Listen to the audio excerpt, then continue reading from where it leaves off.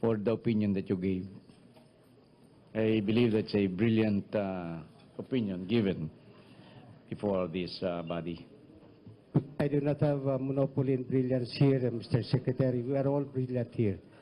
Thank you. Can we now proceed to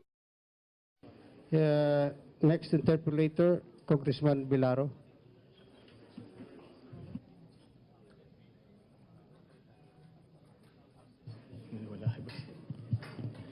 Magandang hapon po sa ating mga resource persons from the DOJ family at sa ating mga testigo. Mr. Chair, before this representation from Unang Education Party List would be conducting his interpellation, let me just make of record 3 manifestations. Number 1, first is that this representation fully concurs with the observation of Congressman Teves that first and foremost, a congressional inquiry in aid of legislation. The last phrase should not be forgotten. It should be in aid of legislation. I just have to make some disclosure because over the break, this representation who happens to be in touch with the IBP before as a former commissioner of bar discipline happened to talk with representative IBP here, Attorney Emmanuel, and we discussed what is the thrust of this investigation. And in reaction to media reports, we'd just like to make a record that firstly, this is in aid of legislation. And to my mind, 2 things could be a productive result of this endeavor. One is a reorganization of the Bucor and the NBP, establishment of concrete and delineated protocols, legal protocols with respect to the handling of prisoners and with respect to the relationship between the prisoners as well as the Bucor officials. That is the first manifestation, Your Honor, Mr. Chairman. The second point is that it is transparent.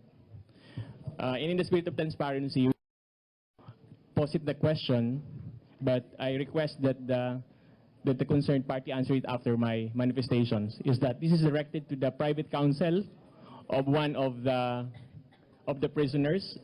In the spirit of transparency, may we put on record who paid for the attorney's fees of the witnesses.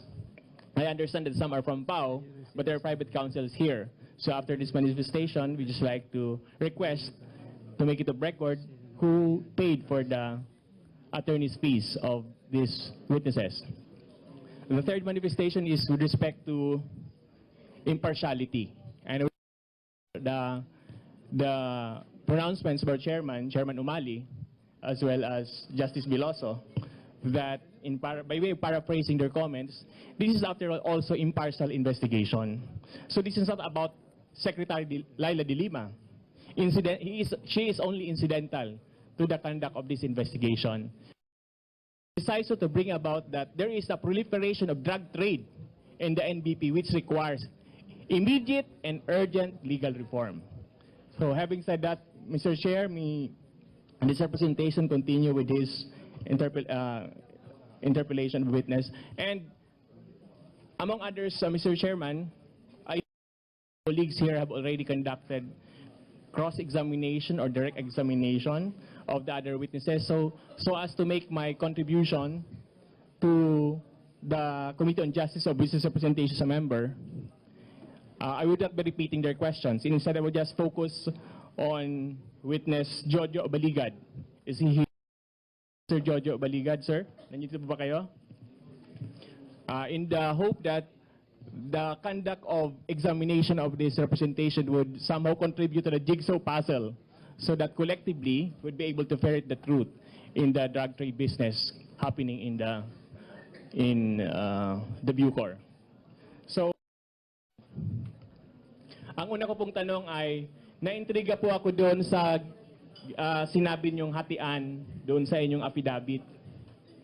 And for the record, ito po ay nakasaad dito na nagbigay po kayo ng 100,000 kay Poy, 100,000 kay Poy nung ibang petsa sa January. Sa total po nito at 3.8 million. Dalawa po ang katanungan ko dito. Meron po ba kayong resibo? At ano po ba ang katunayan nyo na ito pong hatian na ito ay talagang nasunod? Wala po akong resibo, sir. Pangalawa ko pong katanungan, in the spirit of transparency. Sinabi niyo po sa inyong affidavit na kayo po ay nakikipag-ugnayan lamang kay, una po ay kay a certain boy, at later on po, na siya pong nagbibigay kay OIC Rafael Ragus. At nalitan kay ano na po, kay a certain Colonel Eli. So, ito po ba, ang ibig niyo po bang sabihin nito ay hindi po talaga kay diretso kay Secretary Laila de Lima sa pagtransaction po sa illegal na droga? Hindi po. So, wala pong pagkakataon na kayo po ay nakausap per Secretary Laila de Lima regarding Wala po. drug. Kindly wrap up, Honorable Vilaro. Huling katanungan na lang po, Mr. Thank Chair. you. Ang huling katalungan ko po, Mr. Witness, is that kasi naguguluhan po ako kung bakit nagkakaroon ng mga gangs sa loob ng Bilibid Prison. Ba kaming paliwanag dito kung bakit ho nagkakaroon ng mga drugs, mga gangs sa loob ng kulungan at paano po ito mabubuwag? Maraming salamat. Pagdating ko po sa Bilibid, sir, meron na pong mga pangkat. Kaya hindi ko po talaga alam kung paano nag-umpisa yan. Paano ho ba natin ito mabubuwag? Itong mga gangs na ito sa loob ng kulungan. Mahirap po buwagin ang pangkat doon sa loob, sir. Kasi may kanya-kanyang, yung mga ibang tatak, kahit burahin mo man sila, ang puso nila nandun pa rin sa dating pangkat nila. Marami pong salamat sa inyo. Sagot. Salamat po. Thank you po. Mr. Chair, thank you very much.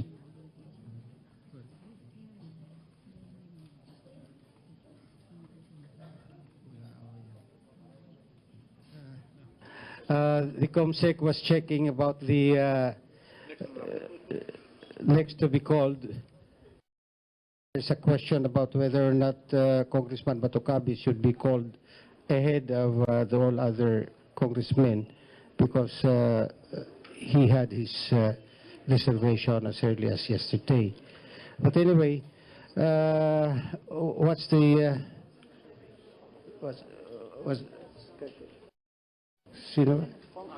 Okay. May we now go to Honorable Acop. Again, pangatlo na ito, partner. Thank you, Mr. Chair. May I know if the lawyer of Mr. Noel Martinez is different from the lawyer of Mr. Baligad?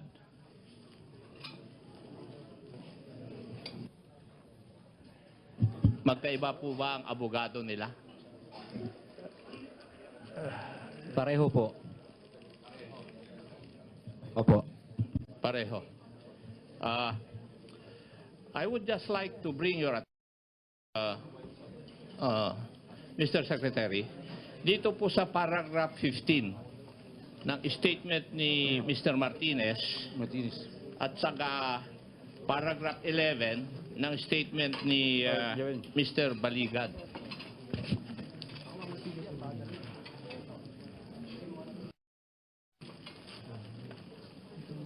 Parehas ba kayong napunta sa meeting dito na sinasabi ninyo dito sa statements po ninyo? Hindi ko po matandaan kung nandun po si Noel Martinez, sir.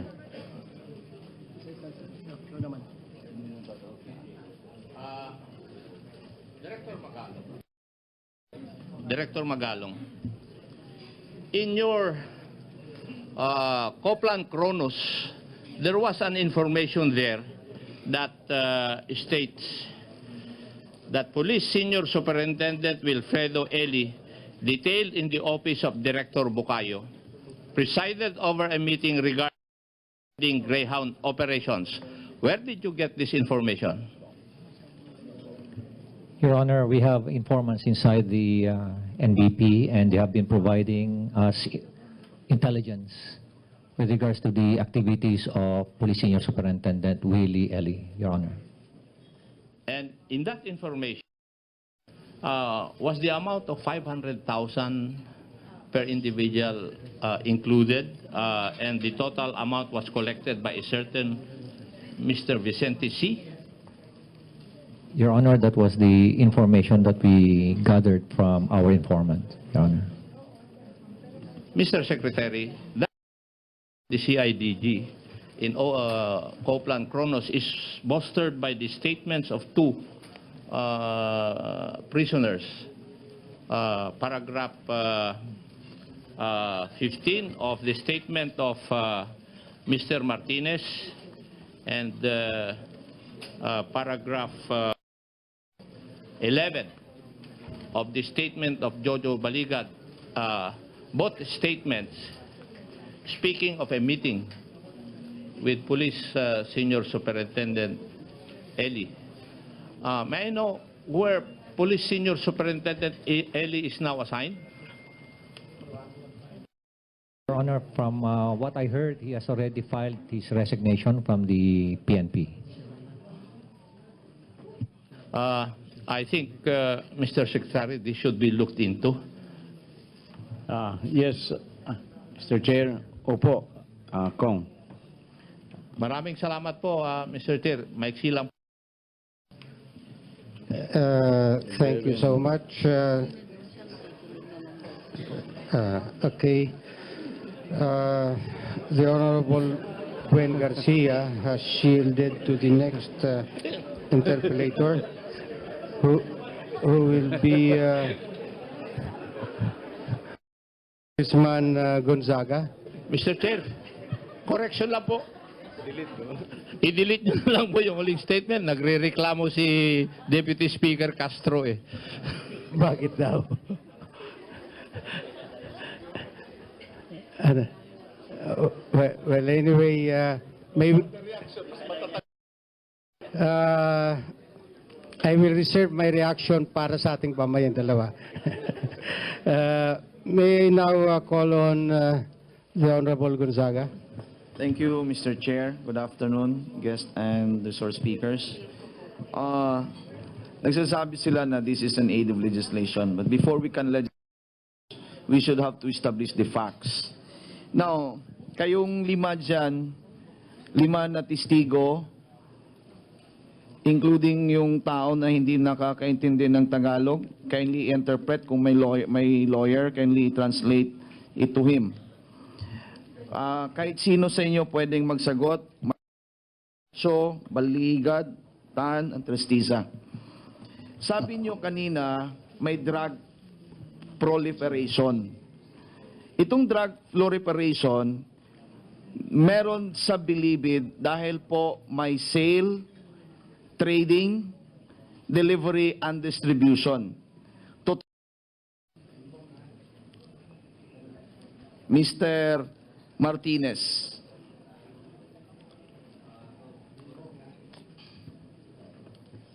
Totoo po, Your Honor. Mr. Pacho. Your Honor, pakiulit. Tagalog na lang ba? Yung pagpalaganap ng droga. Tagalog lang daw, sir. Baka gusto. Di ba paglaganap ng droga? Ito ang paglaganap ng droga sa Bilibid dahil po sa bintahan, kalakalan, distribution o delivery ng droga inside and outside the Bilibid. Totoo ba ito, Mr. Pat? Opo, Your Honor. Okay. Mr. Baligad, Totoo po, sir. Mr. Trestiza. Mr. Trestiza. Yes, sir. And you, Mr. Tan. Yes, sir. Hindi pwedeng may sale, may trading, may delivery at may distribution kung wala element o kasabwatan, conspiracy. Sinabi niyo kanina na ito si JB Sebastian, siya po ang nagkumbinsi sa inyo na merong bentahan sa loob ng Bilibid. Totoo ba ito, Mr.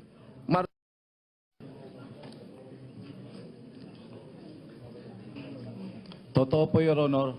Mr. Pacho, Totoo po, Your Honor. Mr. Baligad, Hindi ko po nakausap si JB Sebastian po. okay, Mr. Trestiza, I'm incompetent to answer. Nasa Zamboanga po ako, Your Honor. okay, Well, I'm incompetent to answer that Okay. question. 'Cause I'm not a ito commander. namang sinasabing sabwatan, conspiracy to engage into selling, trading, delivery at saka distribution, hindi ito mangyayari kung walang protector at saka mga coddler. Do you consider some of Bucor officials as protectors and cuddlers of illegal sale and trading of drugs in the NBP? Mr. Martinez. Sa pagkakaalam ko po, Your Honor, nagagawa yon ng mga siga doon sa bilis dahil may proteksyon talaga sa taas. May protection sila sa NBP, inside the Bucor, and going up to the DOJ officials, right? Tama po, sa direktor at sa DOJ secretary po. Yun ang sabi sa akin ni Pare GB. My next question will be directed to the Secretary of the DOJ. Sir, please. I think it is clear now, the facts are established that there is indeed drug proliferation because there is selling, there is trading, there is delivery, and there is distribution of illegal drugs inside. Tama po yun. At, Tama po. Actually, yan ang talagang laman ng mga testimonya nila. Okay. Kahapon po, sinabi ko sa inyo na kung meron mang mga tao na pwede, mga officials dito na pwedeng masampahan ng kaso, it should be under Section 27 of the Republic Act 9165 as well as 208 of the Revised Penal Code. Di ba po? Opo. Pero ngayon po, nakikita natin, ito ay isang kalakalan. Ito ay isang trading. Section 5 po ng Republic Act 9165, kung ang isang opisyal ay magiging kasabwat, maging conspirator ng isang puso o isang nagbebenta ng druga, kasali po siya sa Section 5.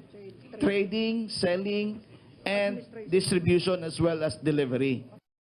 Po niyan ay life imprisonment. If there is death, that is death. Right po. Tama po. Dito natin i-harmonize po natin, sir. Please tell me if I am foul or I'm not correct. Dito po sa Article 8 ng Revised Penal Code, kung merong conspiracy, there are two or more persons who come into agreement for the commission of a crime and decide to commit it. Andyan na naman yan, di ba? Kindly right. wrap up, Opo. Honorable Dito Gonzaga. naman po, yes sir. Dito naman sa Article 12 ng Penal Code, kung magiging principal ka, tatlong klase yan. Principal by cooperation, principal by inducement, and principal by participation. Ito po si Indispensable JB cooperation. Sebastian ay isang principal by participation as well as principal by inducement, right? Indispensable cooperation, inducement, and direct participation po. Yan. Ito namang cooperation. This is what I am after for. Kasi nakalagay sa Section 12 po, isang klaro na tas. Ang sabi po ng Section 12 ay ito po. Those who cooperate in the commission of the offense by another act without which it would not have been accomplished, ay siya po ay magiging principal.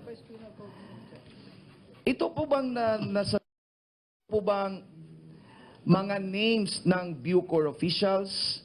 Ito po bang mga names ng DOJ officials? Ay pwede ba silang masampahan ng kaso because they are principal by indispensable cooperation? Tama po yun. Opo. Thank you po, sir. Kasi ang paningin ko dyan, you could be charged under the 9165 sa anti-drugs at saka under the revised penal code. Marami pa po akong tanong pero Sabi po ni Sir, tapos na po ako. So I'll end my question. We, Salamat po, we sir. have Salamat almost po. 20 po na nag-aantay. Next is the Honorable Batogabi. Thank you, Mr. Chair. Magandang hapon po sa ating mga taga-DOJ at sa ating mga testigo. Ngayon po, gusto ko lang po makilala ang ating mga testigo. Una po sa lahat, gusto ko bawat isa sa inyo, sabihin po ninyo, ano pong kaso ninyo, kung saan ko ilang taon na po ba kayo sa Bilibid, at ilang pang taon ang bubunuin po ninyo. Kaya magsimula po ako kay Mr. Tristeza.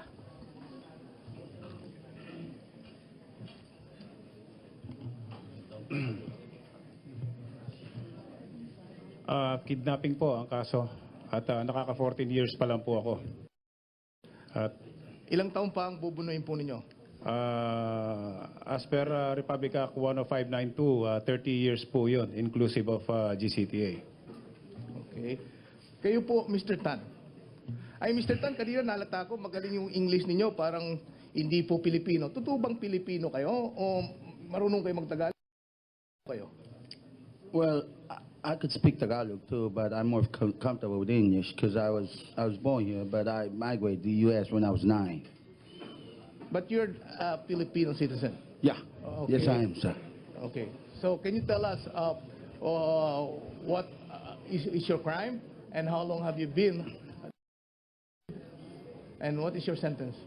Well, I've served about 15 years, and my case, it's a murder case. I'm serving a life sentence, so I figured that should be 30 or 20, I guess, I know. How about si Ginoong Patso po?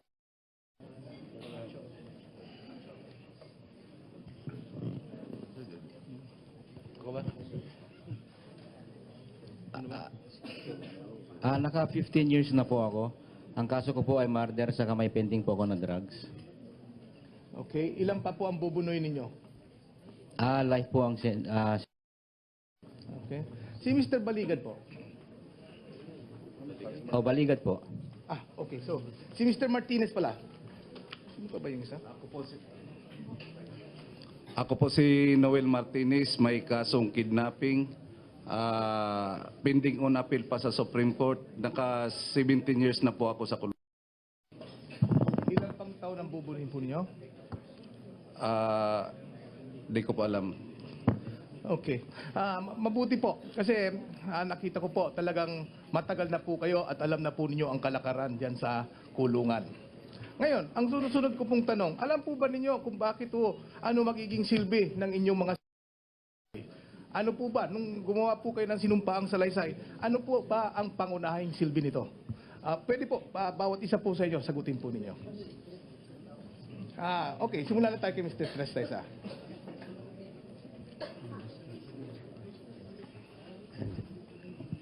Para magbigay po ng liwanag kung ano po ang talagang nangyayari sa Bilibid.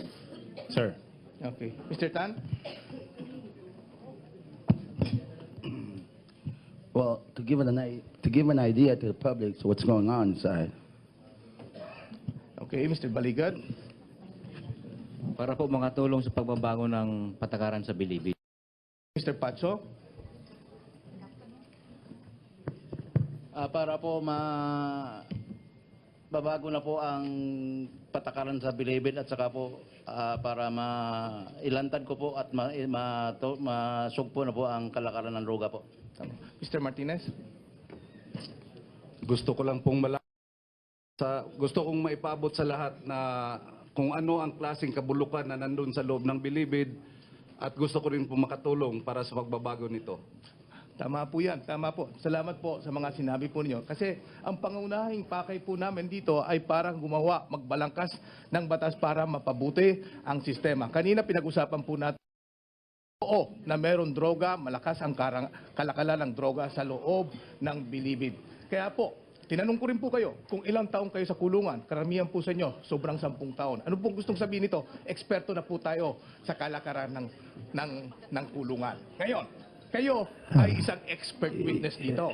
Tatanungin ko na kayo, ano panukalang batas o mga rekomendasyon ninyo para matapos na po itong kalakaran dito sa Bilibid? Sabihin po ninyo sa amin.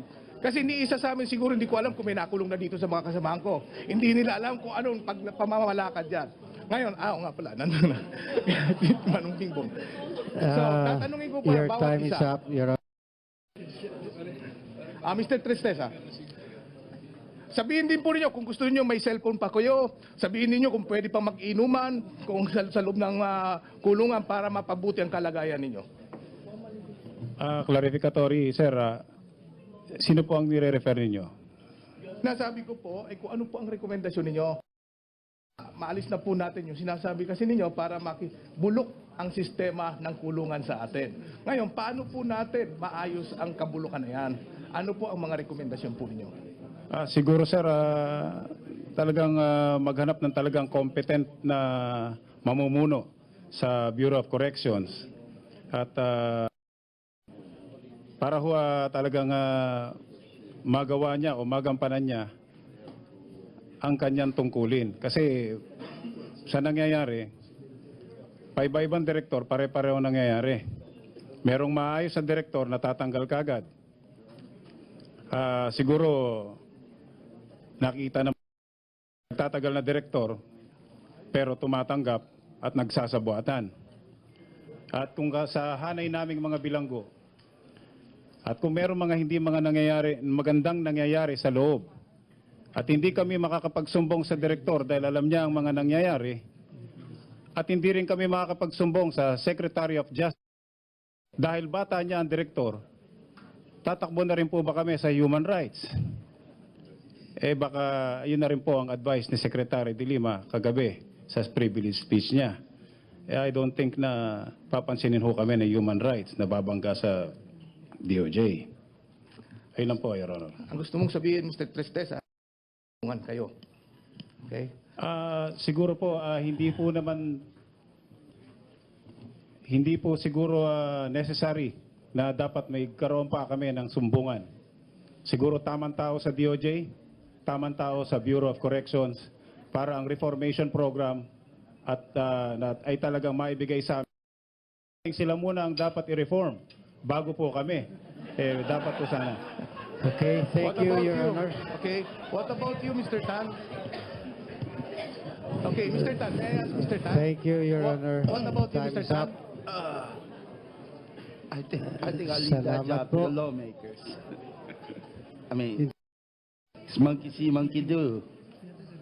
Diba? So, excuse me? What is your recommendation, if any? Well, I said, I mean, Your Honor, your I time guess- is up, Your Honor. yeah, I said I just leave that work to the lawmakers, you know? I guess no comment. Okay. I'll just finish all the witnesses, Mr. Okay, go ahead. Thank you. Mr. Baligad, kayo po, ano po ang rekomendasyon po ninyo? Siguro po yung ang tamang pagpili sa namumuno sa loob ng Bilibid. Sir, pag walang konjugal, nabuburyong ang mga preso kung ano-anong naisip nilang gawin. Mas importante ang conjugal kaysa alak. Sir, Mas importante yung conjugal kaysa dun sa inuman. mas importante po yung konjugal sa mga preso, sir. Okay. Mr. Martinez. Para sa sarili kong pananaw, ang pinakauna siguro dyan, yung tamang taong mamuno doon sa Bilibid o kahit saan mang lipunan na ginagalawan natin, yung tamang tao na may takot sa Diyos para maiwas sa korupsyon. Tama yung programa ng ating gobyerno ngayon na yung korupsyon, hinahabol nila yung mga korrupt na mga opisyalis. Isa na yun sa Bilibid siguro na makapagpabago. Kung mawawala ang korupsyon dyan, mawawala rin yung mga droga, bisyo, anumang kuhan dyan na hindi maganda. Mapabago na rin. Your Honor, can we end it there? Sige. Salamat po. Salamat po, Mr. Chair. Thank Although may you. isa pa sanang sasagot si ata eh. Pero okay lang po. I defer to the Chair. Sige, salamat. The next is Honorable Gwen Garcia. Thank you, Mr. Chair. I wish to direct my questions first to General Magalong and then to the representative from PIDEA. General Magalong, you had earlier